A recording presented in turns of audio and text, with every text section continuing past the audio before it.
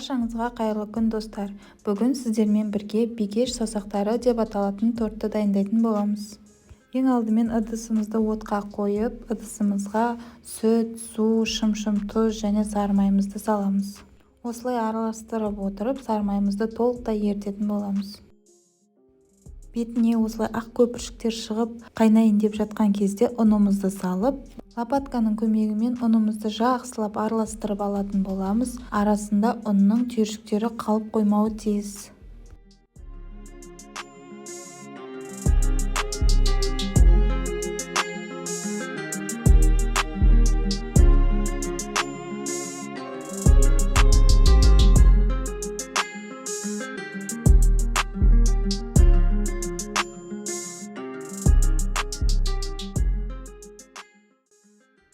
Осылай ыдысымыздың астына қамырымыз жабыса бастаған кезде оттан аламыз.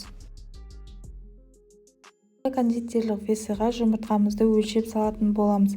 Міндетті түрде весыйдың көмегімен өлшейміз, себебі жұмыртқамыз мөлшерден аз немесе көп болып кетпеуі тиіс. Қамырымыз толықтай суығаннан кейін жұмыртқамызды осылай бір-бірден сала отырып миксерлейтін боламыз.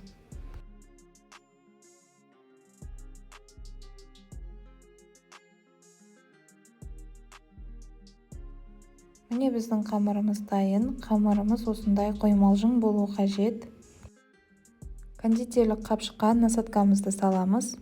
Менде осындай жұлдызша тәріздес насатка, сіздер кез келген насатканы пайдалансаңыздар болады.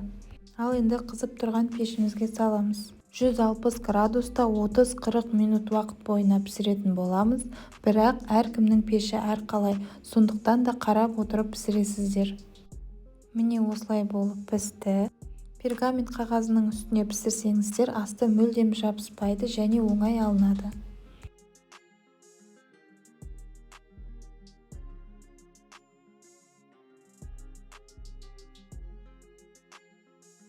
Ал енді кремін дайындайтын боламыз. Ыдысымызға 33% салқын сливкиімізді, қаймағымызды және сгущенкамызды қосып, жақсылап миксерлейміз.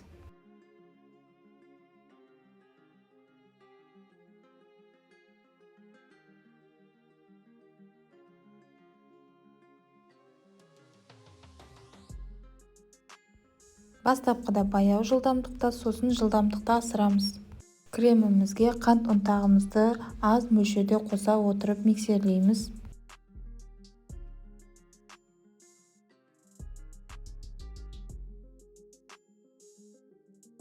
Міне біздің креміміз дайын.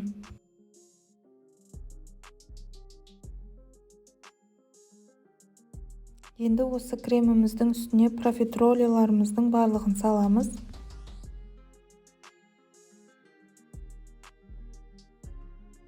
Жақсылап араластырғаннан соң, ыдысымызға осылай бірте-бірте салып шығатын боламыз.